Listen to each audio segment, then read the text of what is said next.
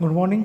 कक्षा 10 प्रकाश लेसन चल रहा था, प्रकाश लाइट में आज पढ़ेंगे समतल दर्पण में प्रतिबिंब का निर्माण कैसे होता है। बिंब से प्रतिबिंब। देखो, बिंब और प्रतिबिंब दो चीजें यहाँ, एक तो होता है बिंब, एक होता है प्रतिबिंब। बिंब क्या है? वस्तु। क्या होती है? वस्तु। वस्तु की जो छाया बनती है वो क्या कहलाती है? प्रतिबिंब। क्या कहलाती है? बिंब और प्रतिबिंब। तो विज्ञान की भाषा में वस्तु को बिंब बोलते हैं। कोई भी वस्तु हो सकती है, सजीव और निर्जीव।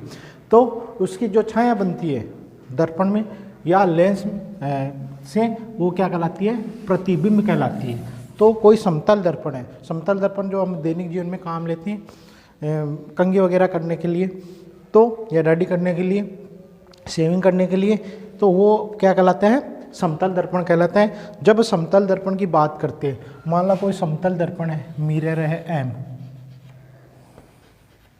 ये कोई समतल दर्पण है, और इस समतल दर्पण में जब प्रतिबिंब बनता है तो क्या कहता है? आभासी। प्रतिबिंब कैसा बनेगा? आभासी प्रतिबिंब। ये प्रतिबिंब की विशेषता होती है। प्रतिबिंब ये बाद में बताएंगे प्रतिबिंब आभासी क्या होता है, वास्तविक क्या होता है। पहले बात करते हैं, कोई हमारे पास दर्पण है और इस दर्पण के कोई वस्तु P, यहाँ कोई वस्तु है, कितनी है? कोई वस्तु P है। इस वस्तु से प्रकाश की किरणें निकलती है। मान ये प्रकाश की किरणें निकलती हैं और दर्पण से टकराती है। प्रकाश की किरण आ रही है तो आपतित किरण वस्तु से प्रकाश की किरण आके टकराएगी, टकरा करके ऐसे मुड़ जाती है, परावर्तित हो जाती है। तो वस्तु से मान लो प्रकाश की किरण आ रही है, ये मान लेते हैं हम, मान लो कोई वस्तु की प्रकाश की किरण है, इसमें देखो माना गया है ये प्रकाश की वस्तु O बिंदु, और ये O डैश, और ये Q, और ये Q डैश। ये आपतित किरण, ये परावर्तित किरण। अभी जब ये प्रकाश की किरणें यहाँ टकराती है तो वस्तु में प्रतिबिंब कहाँ बनेगा? इन्हें जो परावर्तित हो रही है इन किरणों को हम पीछे की ओर बढ़ाएं, ऐसे पीछे की ओर बढ़ाएं तो प्रतिबिंब हमें यहाँ बनता हुआ दिखाई देगा। तो ये प्रतिबिंब बना P डैश, तो प्रतिबिंब यहाँ बनता हुआ दिखाई देगा। तो ये वास्तव में मिलती नहीं है, ये प्रकाश की किरणें वास्तव में मिल नहीं रही है, मिलती हुई प्रतीत होती है। जिसमें वास्तविक प्रकाश की किरणें आती है, परावर्तित होती है, मिलती नहीं है, मिलती हुई प्रतीत होती है। ऐसा प्रतिबिंब यदि बने तो वो क्या होगा? आभासी होगा। आभासी प्रतिबिंब, दो प्रतिबिंब होते हैं, एक तो वास्तविक होता है, एक आभासी। तो वो प्रतिबिंब कैसा? आभासी होगा, आभास होगा, वास्तव में नहीं बनता, सिर्फ हमें आभास होता है कि प्रतिबिंब बन रहा है। अब जहाँ वस्तु है, मान लो यहाँ से यहाँ तक की दूरी 10 फीट है, तो यहाँ प्रतिबिंब भी दर्पण से 10 फीट अंदर की ओर बनेगा। जितनी वस्तु की दूरी है उतनी दूरी पर अंदर दर्पण में प्रतिबिंब बनेगा, उतनी दूरी पर प्रतिबिंब बनेगा, उतने प्रतिबिंब दिखाई देगा। तो दर्पण व वस्तु के बीच की दूरी के बराबर दर्पण वह प्रतिबिंब की दूरी होगी। क्या होगी? दर्पण व प्रतिबिंब की दूरी होगी। यानी यहाँ से यहाँ तक की दूरी है, उतनी ही दूरी पर प्रतिबिंब बनेगा।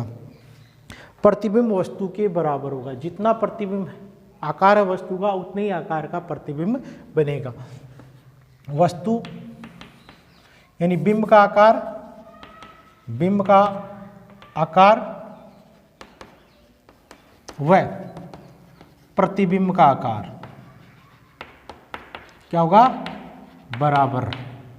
क्या होगा? बराबर होगा। जितना आकार होगा उतना ही होगा। मगर इस प्रतिबिंब में एक विशेषता ये होती है कि प्रतिबिंब पार्श्व प्रतिबिंब कहलाता है। क्या कहलाता है? ये प्रतिबिंब कैसा होता है? पार्श्व परावर्तन। क्या कहते हैं? पार्श्व परावर्तन प्रतिबिंब कहते हैं इसको। पार्श्व परावर्तन क्यों कहते हैं? क्यों कि जैसे हम खड़े होते हैं शीशे के सामने, तो हमारा जो दायां हाथ है हमें बाईं ओर दिखाई देगा और बायां हाथ हमें किसी और दिखाई दाईं ओर दिखाई देगा। तो ऐसा जो प्रतिबिंब बनता है जिसका दायां हाथ बाईं ओर और बायां भाग दाईं ओर दिखाई दे, यानी बिंब का दायां भाग प्रतिबिंब में कैसे दिखेगा?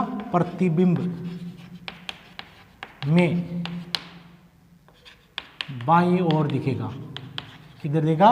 बाईं ओर दिखाई देगा है, और बायां भाग दाईं ओर दिखाई देता है। ऐसे जो प्रतिबिंब कहलाते हैं वो क्या कहलाते हैं? पार्श्व प्रतिबिंब। तो जो समतल दर्पण से प्रतिबिंब बनते हैं उनकी विशेषता क्या होती है? वो आभासी होते हैं, और वस्तु और दर्पण के बीच की दूरी होती है उतनी ही दर्पण और प्रतिबिंब के मध्य की दूरी होती है, और प्रतिबिंब और बिंब का आकार क्या होते हैं? बराबर होते हैं। और क्या होते हैं? ये प्रतिबिंब कैसे होते हैं? पार्श्व परावर्तन वाले प्रतिबिंब होते हैं। तो इस प्रकार यदि ये प्रश्न आ जाए समतल दर्पण कैसे बनता है, ये प्रश्न रेखा चित्र द्वारा समझाओ तो इस प्रकार आपको यह बताना है। अब पढ़ेंगे हम गोलीय दर्पण।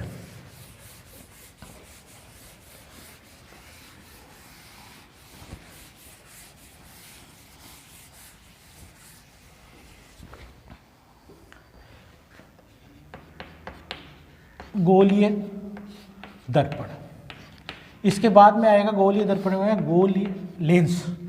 तो लेंस जो ये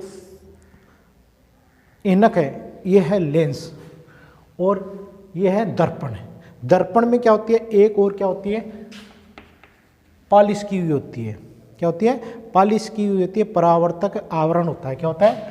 परावर्तक आवरण। क्या होते हैं? परावर्तक आवरण लगा हुआ होता है। एक और पॉलिश की होती है। ये पॉलिश किसकी होती है? चांदी या एल्यूमिनियम की परत। किसकी होती है? चांदी या एल्यूमिनियम की परत एक और चढ़ी हुई होती है। अब दर्पण और यानी इसमें प्रकाश की किरणें गिरती है तो टकराकर वापस आ जाती है, जबकि लेंस पर प्रकाश की किरण गिरती है तो वो आर पार हो जाती है। वो क्या कहलाते हैं? लेंस कहलाते हैं। अब गोलीय दर्पण कहते किसे हैं? गोलीय दर्पण क्या होते हैं? वक्र पृष्ठ। क्या होते हैं? वक्र पृष्ठ वाले भाग होते हैं। वक्र मतलब गोल, जैसे कोई गोला है। हम इसको समझ सकते हैं जैसे बल्ब है, बल्ब का भाग आगे वाला भाग गोल होता है, तो उसका यदि एक भाग काट दे हम इस प्रकार, यदि गोले हैं, जैसे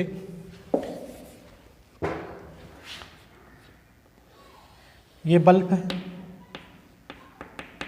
इसका ये भाग यहाँ से ऐसे काटे तो वक्र गोले का भाग है, ये वक्र पृष्ठ का कोई भाग है, इसको हम ऐसे काट दें तो वो क्या कहलाएगा? वक्र पृष्ठ का कोई भाग है, तो उसमें ये क्या कहलाएगा? दर्पण। दर्पण कब कहलाएगा? जब इसमें हम या तो अंदर की ओर पॉलिश कर दें या इसमें क्या करें हम बाहर की ओर पॉलिश कर दें, तो ये क्या बन जाता है? दर्पण। क्या बन जाता है? दर्पण।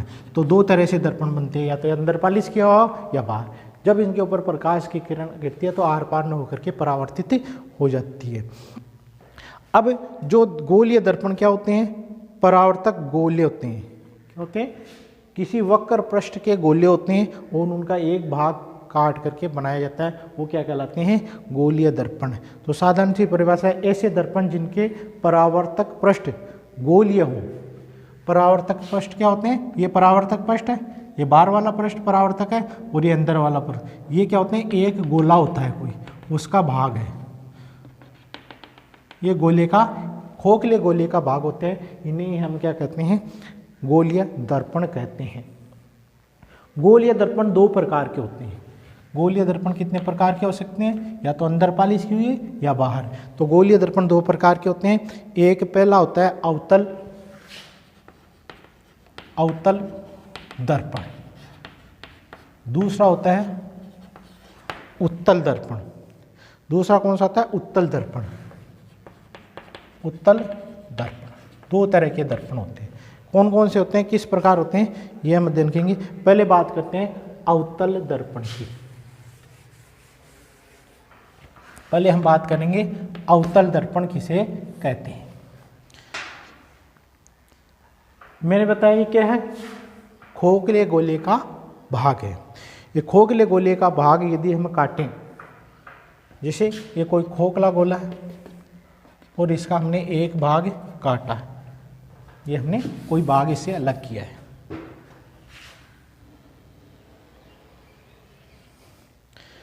तो बाहरी या पश्य, बाहरी या पश्य भाग पर कोई परावर्तक आवरण लगा दें, पालिश कर दें, कहाँ, बाहर की ओर। यहाँ पे हमने परावर्तक आवरण लगा दिया, पालिश कर दी, क्या लगा दिया, परावर्तक आवरण लगा दे बाहर की ओर।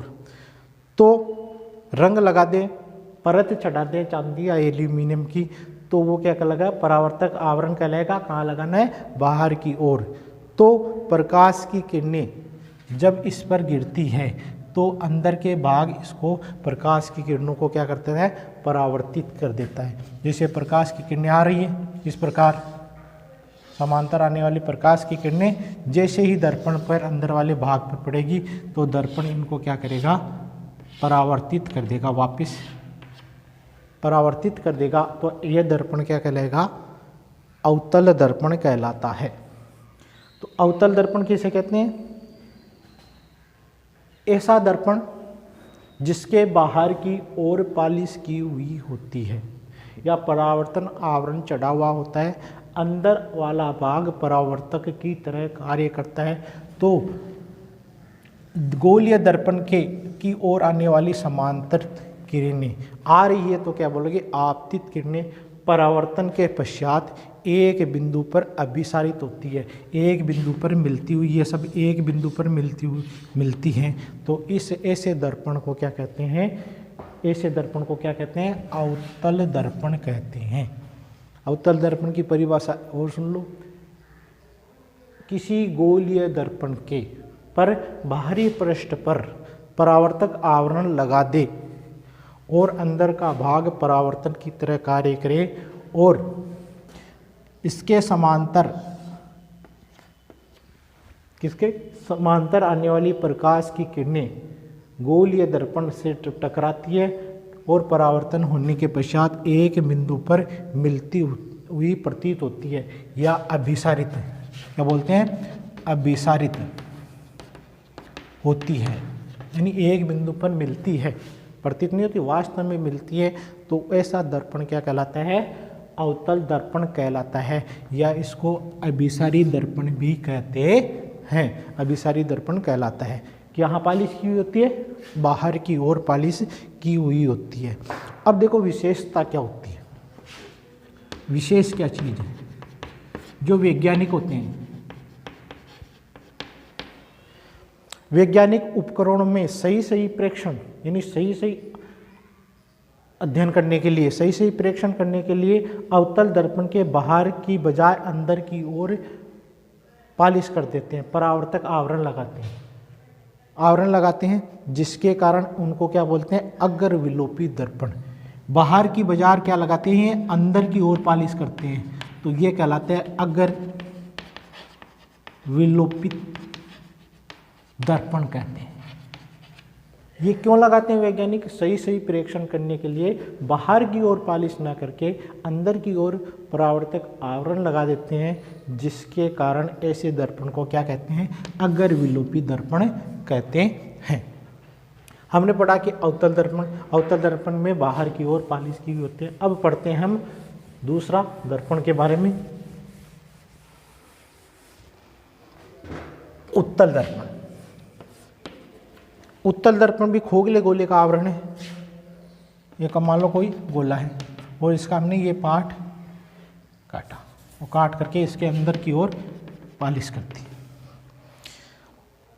ऐसा दर्पण जिसके अंदर की ओर परावर्तक आवरण लगा हुआ हो, अंदर की ओर लगा हुआ हो, और इसमें कहाँ लगा हुआ था, बाहर की ओर। अंदर की ओर आवरण लगा होता है और परत चढ़ाई जाती है, जिसके कारण बाहरी भाग परावर्तन की तरह कार्य करता है। तो इसके समांतर आने वाली प्रकाश की किरणें आपतित किरण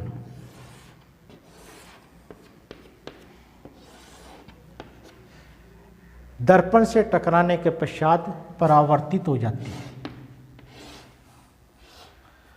परावर्तित हो जाती है, ये परावर्तित हो गए। अब इनको जब हम पीछे की ओर बढ़ाते हैं दर्पण के, तो हमें एक बिंदु पर ये क्या होती है, एक बिंदु पर मिलती हुई प्रतीत होती है। उस इसमें वास्तविक रूप से मिल रही थी, यहाँ मिलती हुई क्या होती है, प्रतीत होती है।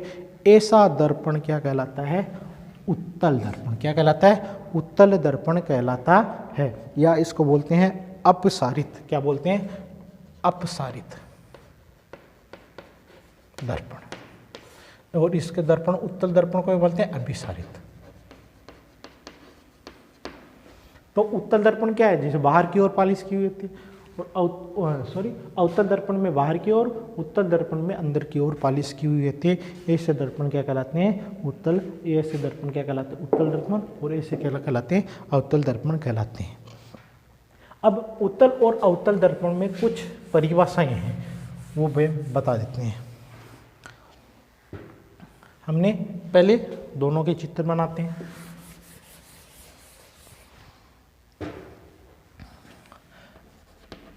अवतल दर्पण, और यहां बनाते हैं उत्तल दर्पण।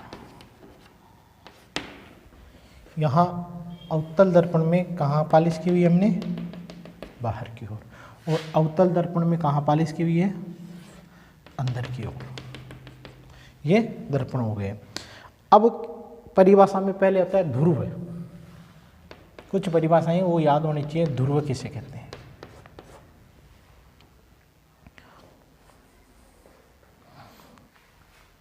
वक्र पृष्ठ। ये वक्र पृष्ठ है, वक्र पृष्ठ के मध्य का बिंदु क्या कहलाता है, ध्रुव कहलाता है। वक्र पृष्ठ, वक्र पृष्ठ के मध्य का बिंदु क्या कहलाता है, ध्रुव कहलाता है। वक्र पृष्ठ के मध्य का बिंदु, ये पूरी यहाँ से यहाँ तक की दूरी है, तो इसके बीच का स्थान ये क्या कहलाएगा, ध्रुव। और इसका बीच का स्थान ये क्या कहलाएगा, ध्रुव। क्या कहलाएगा, ध्रुव। तो इसे बोलते हैं हम ध्रुव कहते हैं। थोड़ा बड़ा बना देता हूँ ऐसे, ये क्या है, ध्रुव। तो जो दर्पण होते हैं उनके वक्र पृष्ठ के, वक्र है नहीं गोला वाला भाग, केंद्र वाला नहीं, गोले वाला भाग का मध्य बिंदु क्या कहलाता है, ध्रुव कहलाता है। एक होता है वक्रता केंद्र, दूसरी परिभाषा होती है वक्रता केंद्र। हमने मैं बताया कि दर्पण होते हैं खोखले गोले के बने होते हैं, और खोखला जब हम गोले की परिकल्पना करते हैं, जैसे ये गोला है, खोखले गोले का भाग है, तो हम इसको ऐसे गोले को बनाते हैं पूरा, इस गोले को हम पूरा बनाते हैं। तो इस गोले को पूरे की कल्पना करते हैं, तो इसका कोई केंद्र बिंदु मिलता है हमें सी। क्या कहता है, इसका कोई केंद्र बिंदु हमें मिलता है सी, और इसको हम बोलते हैं C1 से लिखते हैं सी। तो ये क्या है, वक्रता केंद्र। क्या कहता है, वक्रता केंद्र, यानी जो दर्पण है वक्र पृष्ठ के पूरा गोला है उसका केंद्रीय भाग क्या कहलाता है, वक्रता केंद्र कहलाता है। क्या कहलाता है, वक्रता केंद्र कहलाता है। तो परिभाषा देखो, दर्पण एक गोलाकार गोले का भाग है, गोलाकार गोले का भाग है, जिस गोले का केंद्र, इस गोले का केंद्र वक्रता केंद्र कहलाता है, वक्रता केंद्र कहलाता है। क्या कहलाता है, वक्रता केंद्र कहलाता है। तो ये यहाँ। अब देखो, एक होती है वक्रता त्रिज्या। वक्रता त्रिज्या एकदम साधारण सी होती है। देखो, ये है ध्रुव है, और ये क्या, वक्रता केंद्र। इसके और इसके बीच की दूरी ये क्या कहलाती है, वक्रता त्रिज्या। और इसको किसके द्वारा लिखते हैं, आर के द्वारा। किसके लिखते हैं, आर। इसको सी के द्वारा लिखते हैं और इसको ओ के द्वारा लिखते हैं। तो इसके मध्य की ये दूरी ये क्या कहलाती है, आर, वक्रता त्रिज्या। मुख्य अक्ष सी और ओ, इसको यदि हम दोनों को मिलाकर एक सीधी रेखा खींचे ऐसे, तो वो क्या कहलाएगी, यानी वक्रता केंद्र और ध्रुव को मिलाकर ने वाली एक सरल रेखा क्या कहलाती है, इसे बोलते हैं मुख्य अक्ष। क्या बोलते हैं, मुख्य अक्ष। इसे क्या बोलेंगे, मुख्य अक्ष। तो ये परिभाषा हो गई 4। अब देखो, एक होती है, दूसरा होता है फोकस दूरी।